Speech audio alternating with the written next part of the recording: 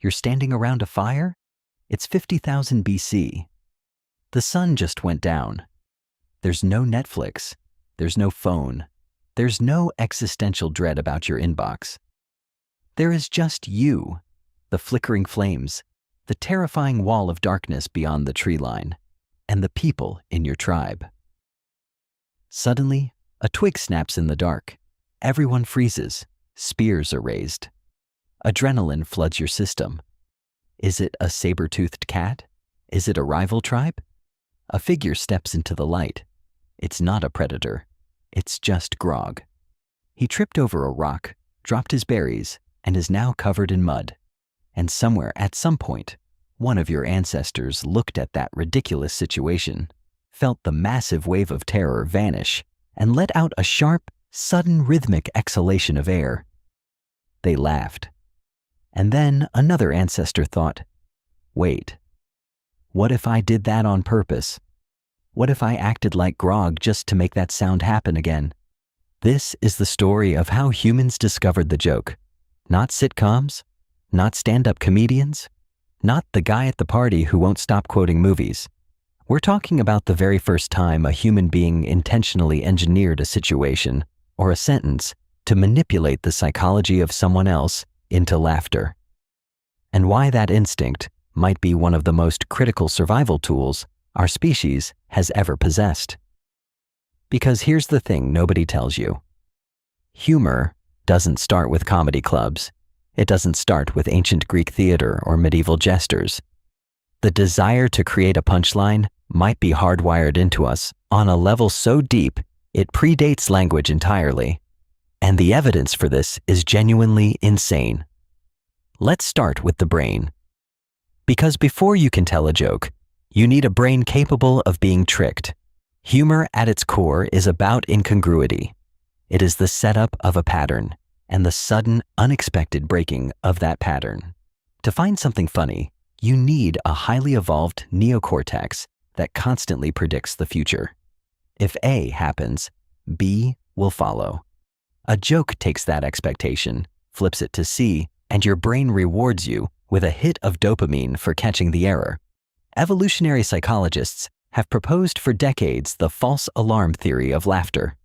In a prehistoric, predator-filled environment, unexpected sounds or sights usually meant death. The brain's alarm system would go off.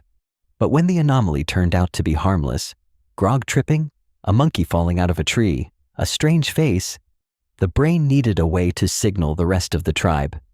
Stand down, save your energy. We are safe. Laughter is the all-clear siren of the human nervous system. Our brains evolved to feel profound relief when a threat turns out to be absurd. So, when a human first deliberately mimicked a clumsy tribe member around a prehistoric campfire, their audience's brain wasn't confused. Their brain was like, oh, thank God we're not dying. Give me endorphins. And that moment, that first accidental hit of psychological relief around a fire, might be the true origin of the joke. Not a written premise, not a rehearsed bit. Just a very pleasant neurological accident, repeated enough times that someone eventually thought to recreate it on purpose. Think about that for a second. The entire multi-billion-dollar global entertainment industry, the sitcoms, the late-night hosts, the memes you send your friends at 2 a.m., all of it may have started because a tired hunter realized that making a funny face stopped his tribe from being so terrified of the dark. History is sometimes beautiful in the most absurd ways. Now, here's where we have to be careful about timelines, because ancient humans laughing and ancient humans intentionally writing jokes are very different claims. Let's talk about what the archaeology actually tells us. The oldest direct evidence of a structured joke, meaning a setup and a punchline recorded in writing, comes from ancient Sumer, in what is now southern Iraq, dating back to 1900 BC. And I need you to brace yourself for the staggering sophistication of the oldest joke in human history. It is a proverb that translates roughly to this: something which has never occurred since time immemorial. A young wife did not fart in her husband's embrace. Yes, The oldest recorded joke in human history is a fart joke, 1900 BC. That's nearly 4,000 years ago. And we don't stop there. The oldest surviving British joke, dating back to the 10th century, is a dirty riddle. The ancient Egyptians had political satire from 1600 BC, mocking their pharaohs. But here's the question that should be sitting in the back of your mind. Does the absence of older written jokes mean they didn't exist earlier? Or does it just mean we haven't found them? Because sound waves do not fossilize, we find stone tools from 3 million years ago because stone is basically indestructible. But a perfectly timed sarcastic comment made by a Neanderthal, that dissolved into the air the second it was spoken, long before any archaeologist showed up with a trowel. So, the absence of evidence in this case is absolutely not the evidence of absence. There is also the Philogelos problem. The Philogelos, which translates to the laughter lover, is the oldest surviving joke book in the world, written in ancient Greek around the 4th century AD. For centuries, historians assumed ancient people were too busy surviving plagues and wars to have a sense of humor. Then they translated the Philogelos and found 265 jokes that are shockingly modern. They had recurring characters. Instead of Florida man or dumb blondes, the ancient Greeks made fun of the scholasticos, the foolish intellectual who had book smarts, but no common sense. One joke reads, "A scholasticos wants to see what he looks like when he's asleep, so he stands in front of a mirror with his eyes closed." Another one, "A man complains to a scholasticos, 'That slave you sold me died.' The scholasticos replies, 'Well, by the gods, he never did that when I owned him.'" The ancient Greeks were doing Monty Python routines in the 4th century. They weren't embellishing. They were, if anything, underselling it. Let's go back even further because there's a piece of this story that most people have never heard, and it might be the oldest evidence of intentional humor in the entire biological record. Humor isn't just an old world civilization thing. It's not just a human thing. Let me throw something at you that might sound wild, but is taken seriously by respected primatologists. The evolutionary play hypothesis. The basic argument goes like this. Across virtually every highly intelligent social species, animals engage in play, but chimpanzees, orangutans, and gorillas do something more. They play pranks. Coco, the famous sign language gorilla, once tied her handler's shoelaces together, signed the word for chase, and then did the gorilla equivalent of laughing when the handler tripped. Rats, when tickled by researchers, emit a high-pitched ultrasonic chirp that is neurologically identical to human giggling. The point is, if the drive for playful deception, the biological root of the prank, is this deep and this old, it is entirely reasonable to propose that early hominids, long before they had agriculture or pottery or written language, were deliberately acting like fools to get a laugh, because they had learned through experience that it changed something in the minds of the people around them. Let's also talk about something that rarely comes up in this conversation: the joke as social infrastructure. Humans are deeply social animals.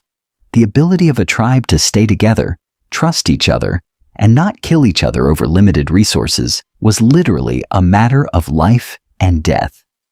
Isolated individuals died. Cohesive groups survived. In the 1990s, anthropologist Robin Dunbar proposed that language itself evolved as a form of vocal grooming. Monkeys pick bugs out of each other's hair to build trust. But human tribes got too big. You can't physically pick bugs off 150 people every day. So, humans developed laughter. When you tell a joke to a group of 20 people around a fire, and they all laugh simultaneously, their brains all release endorphins at the exact same time. You just groomed 20 people at once without touching them. When two hunters were fighting over a piece of meat, and a third hunter mimicked a strutting bird to mock them, the tension broke. They laughed. They didn't kill each other. A joke wasn't just recreational, That was social technology. Here's where we arrive at the uncomfortable part of the story. The transition from tribal bonding to mass consumption is, psychologically speaking, a bit of a disaster. When mass media arrived in the 20th century, humor was industrialized. It went from a communal experience shared with people you trusted with your life to a broadcast. Sitcoms literally had to invent the laugh track to trick your primitive brain into thinking you were sitting with a tribe, because laughing alone in a dark living room feels biologically unnatural. Today, algorithms serve us endless out-of-context memes on TikTok and Instagram. They are meticulously engineered to hack that ancient neocortex incongruity detector. We scroll. We exhale sharply out of our noses. We scroll again. They turned something ancient, ritualistic, and communal into a product specifically engineered to be as financially extractive of your attention as possible. A prehistoric hunter acting out a funny story around a fire, and a social media algorithm serving you a meme both work with the same brain chemistry. They have almost nothing else in common. The gap between a 1900 BC Sumerian telling a joke to his friends and a modern human sitting completely alone in an apartment, staring at a glowing rectangle, typing LOL with a straight face, is one of the larger psychological chasms in human history. Both involve humor. Almost nothing else is the same. So, when did ancient humans start telling jokes? The honest answer is, we don't know exactly, and we never will. The physical evidence takes us back 4,000 years with absolute confidence, and possibly much further with reasonable speculation. The behavioral drive that underlies the joke, the desire to release tension, to share relief, to manipulate expectation, is almost certainly far older than any written tablet we've found. It may be as old as fire itself. It may be as old as the cognitive leap that made us human in the first place. The ability to connect cause and effect, to look at a terrified friend, do something ridiculous, and think, last time I did that, they smiled. Let me do that again. That's not just goofing off. That's empathy. That's intelligence. What we do know is this: the behavior is extraordinarily old. It predates agriculture. It predates wheels. It predates every civilization you've ever learned about in school. By the time humans started writing things down, they were already writing down punchlines. There is something almost poetic about that. For all the things that separate modern humans from our ancestors, the technology, the medicine, the internet, the truly baffling amount of content we consume every day, there are these thin threads of continuity that run unbroken through 100,000 years of human experience. Tension, surprise, relief. The oldest humans sat around fires and felt the exact same fear of the dark that you do. Some of them, at some point, realized they could push that fear away with a sound. And then they started passing that trick down to their children, and eventually to the Sumerians laughing in their taverns, and the Greeks mocking their scholars, and the teenagers today sharing a video of someone tripping over a rock. Either way, next time you sit around a table and a friend tells a story that makes you laugh so hard your ribs hurt, you're participating in something far older than you realize. You're doing what humans have always done. You're surviving the dark.